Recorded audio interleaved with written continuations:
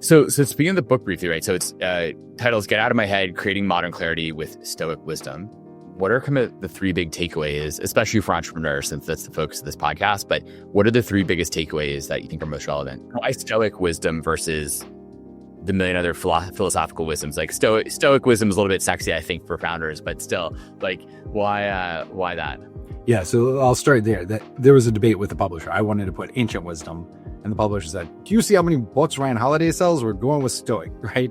And so, because in the book, you have the Tao Te Ching, you have Buddhism, there's a lot of philosophies and ancient thought systems in there, but the launching point for each chapter is a Stoic book. And so we went with Stoic, and it is the predominant philosophy in there. The big takeaways, so it's this concept of mind ownership versus mind rentership tendency.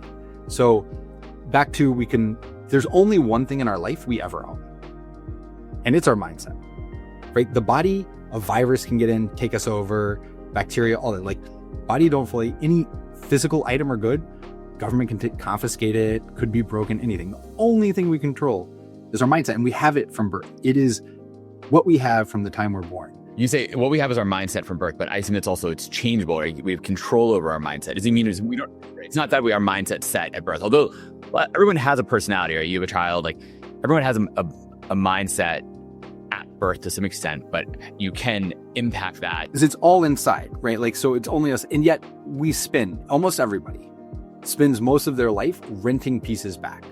They've given it because they've given their mind to their employer during the 8 hours they're there. They've given their mind to Mark Zuckerberg and Instagram or Facebook. They've given their mind to Reed Hastings and Netflix. Whatever it is, you've given your mind to the jerk that cut you off in traffic and put you in a bad mood for 2 hours.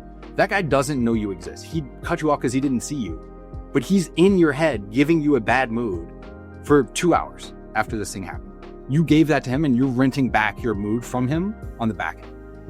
All the time, we're renting pieces back. And so it's saying, why do we do that? Why do we rent to other people? Why do we rent to events and circumstances outside our control? Oh my God, what if this happens? What if that happens? All these catastrophizing. And then why do we rent to different or imagined versions of ourselves? I really should be doing this. Oh, my parents would really prefer I did this. Oh, the friends from high school would think it'd be really cool if I had done this thing versus what do I actually want? And so for each of those, it gets into the mechanics of why we fall into that trap in the first place. And then a tool, exercise, or behavior kind of practice that you can put into place when you're noticing that to overcome it and override it. And so there are worksheets there. And honestly, on my website, andrewmcconnell.com, there's a free workbook. So you can get all the tools for free, just a download PDF if anybody wants that.